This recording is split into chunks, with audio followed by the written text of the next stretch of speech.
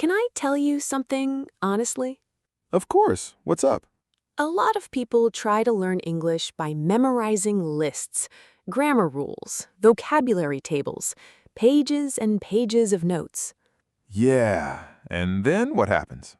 They forget everything in 2 days. Every time. Because our brain, it doesn't remember lists. It remembers stories. That is so true. Think about it. You can forget a grammar rule in 5 minutes, but a good story? You remember that for years. Exactly. So today, we are going to learn English through a story. And not a boring story, a real, simple, interesting story with real English inside it. This is English conversation practice for beginners, and this episode is going to be a little different, in the best way.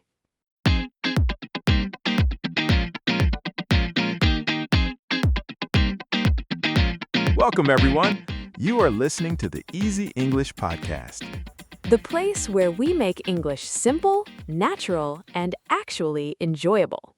We slow things down, we explain things clearly, and we always keep it real. If you are new here, hey, welcome. You found a good place to learn. And if you are a returning listener, welcome back. We are so happy you are here again. Okay, are you ready for today? Because this one is fun. Let's do it. So, why stories? Why is a story good for learning English? Great question. So when you read or listen to a story, you get context. You understand words because of what is happening around them. Right, you don't need a dictionary. You just understand, because the situation makes it clear. And stories use natural language, real sentences, the kind of English people actually speak. Not, the cat is on the mat. Nobody says that. Exactly. Stories feel real, and when something feels real, you remember it. So today, we have a short story for you, a simple story about a normal day in a person's life. We will read it together, stop and explain vocabulary, and practice sentences along the way. By the end, you will have learned new words, new phrases, and new grammar without even trying. That's the magic of stories. Let's go. Okay, the story is called A New Day for Mia. We will read it slowly, in small sections, and we will stop to talk about the language as we go. Ready? Here we go. Mia wakes up at 7 o'clock in the morning. She opens her eyes and looks at the ceiling. She is tired. She does not want to get up. But today is an important day. Today is her first day at a new job. Okay, let's stop there. Beautiful opening, very simple sentences. Let's look at a few words. First, wakes up. This is a phrasal verb. It means to stop sleeping, to open your eyes in the morning. She wakes up at 7 o'clock. You can use this every day. I wake up at 6. I wake up at 8. What time do you wake up? Think about it. Now say the sentence, I wake up at... Good. Next, she does not want to get up. Get up means to leave your bed, to stand up and start your day. So there are 2 steps. First, you wake up. You open your eyes. Then you get up. You leave the bed. And sometimes there's a very long time between those two things. Very long. We all know that feeling. And the last phrase from this section, an important day. Important means it really matters. It is not a normal day. Today is an important day. Can you think of a time in your life when you said that? A first day of school, a job interview, a big exam. That feeling, today is different, Mia has that feeling right now. Mia gets up and goes to the bathroom. She brushes her teeth and washes her face. Then she goes to the kitchen. She makes a cup of coffee. She sits at the table and drinks it slowly. She thinks about her new job. She feels nervous, but she also feels excited. Okay, this is a beautiful section because it is so normal, so relatable. Everyone has a morning routine, and in English, a routine is the things you do every day in the same order. Let's look at the verbs in this section. Mia gets up, goes to the bathroom, brushes her teeth, washes her face, makes coffee, sits, drinks, thinks. These are all simple present tense verbs, and they are all daily routine verbs. Super useful. Let's say them together. Brush your teeth, wash your face, make coffee, have breakfast. These are the building blocks of everyday English. And then, two really important feeling words at the end. She feels nervous, but she also feels excited. Nervous means a little scared, a little worried. Your heart beats a little faster. And excited means happy and full of energy about something that is coming. And here's something interesting. You can feel both at the same time. Yes, nervous and excited. There's actually a word for that in English. Some people say nervous-sighted. That's not a real word, but everyone knows what it means. Exactly. Nervous plus excited. Mia is nervous-sighted. Have you ever felt nervous-sighted? Starting a new job, moving to a new city, meeting new people? It's a very human feeling, and now you know how to say it in English. Let's do a quick feelings vocabulary moment, because feelings are so important in everyday conversation.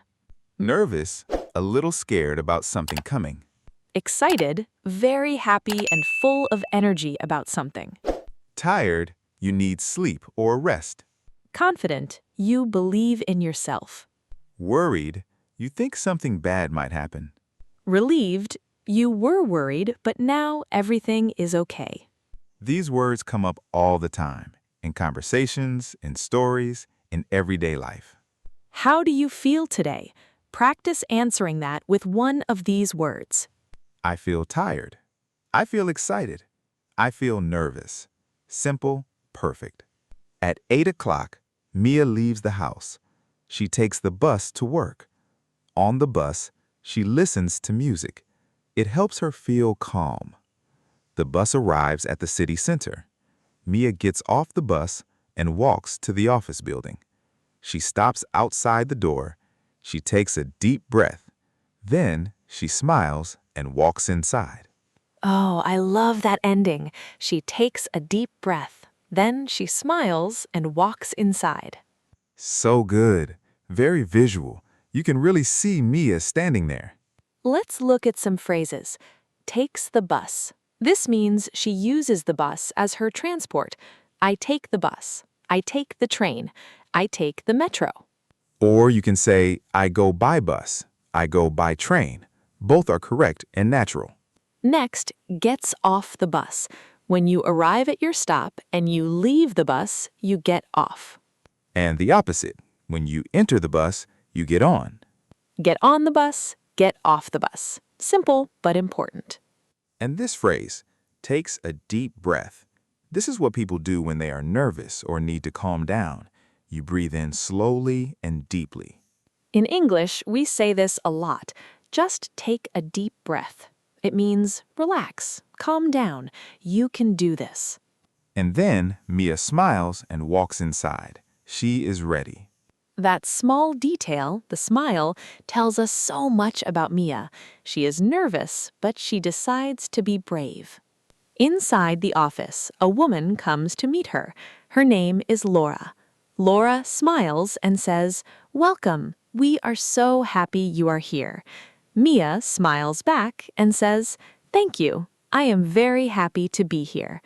Laura shows Mia around the office. She introduces her to the team. Everyone is friendly and kind. By lunchtime, Mia feels much better. She thinks, maybe this new job is going to be great. And that is the end of our story. A new day for Mia. What a lovely ending. She was nervous, she took a deep breath, she walked in, and everything was okay. Let's look at a few final phrases. Takes Mia around the office. This means Laura takes Mia on a small tour. She shows her where everything is. Let me show you around. You will hear this phrase a lot at a new job, a new school, a new place. Next, introduces her to the team. To introduce someone means to tell other people their name and who they are.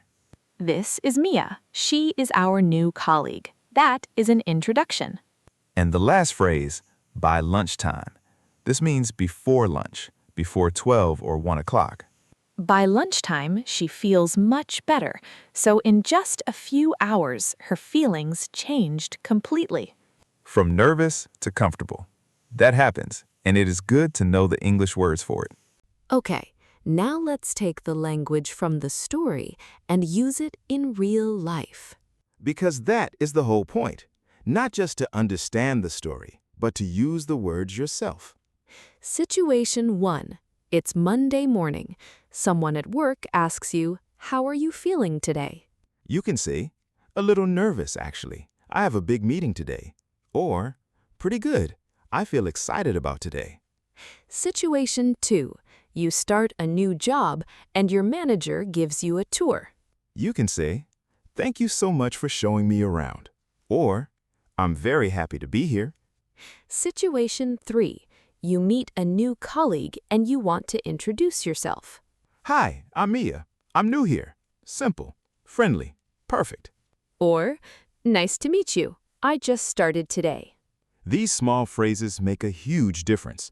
They make you sound natural. They make people feel comfortable around you. Practice time. Are you ready?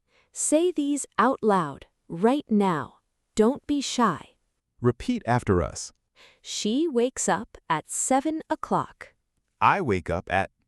She feels nervous but excited. I feel nervous today. She takes a deep breath. Take a deep breath. Welcome. We are so happy you are here. Thank you. I am very happy to be here. Let me show you around.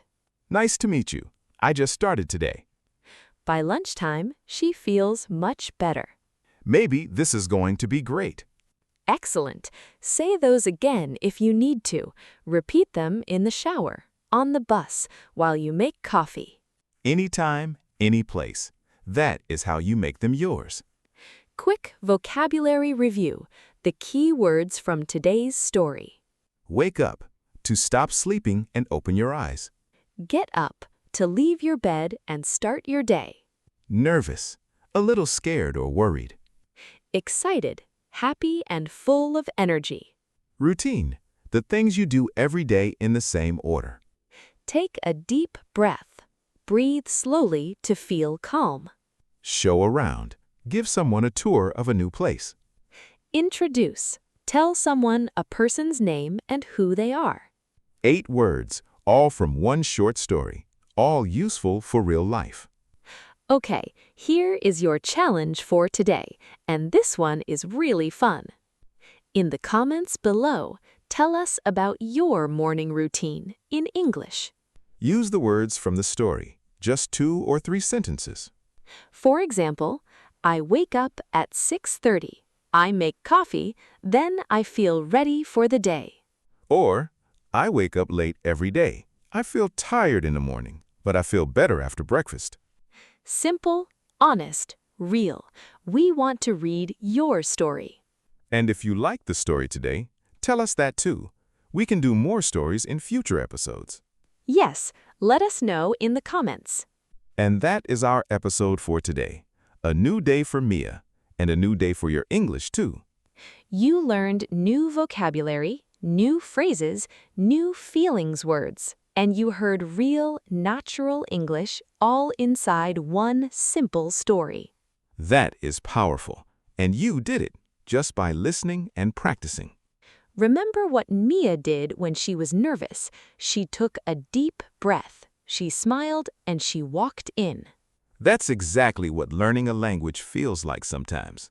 You're nervous, but you take a breath, and you do it anyway. And every time you do, you get a little better, a little more confident, a little more you. We're really proud of you for being here. Keep going. You're doing great. If today's episode helped you, please give us a thumbs up. It means so much to us. And subscribe if you haven't already, so you never miss our next episode. We'll see you next time on the Easy English Podcast. Take care, everyone. Bye for now. Bye.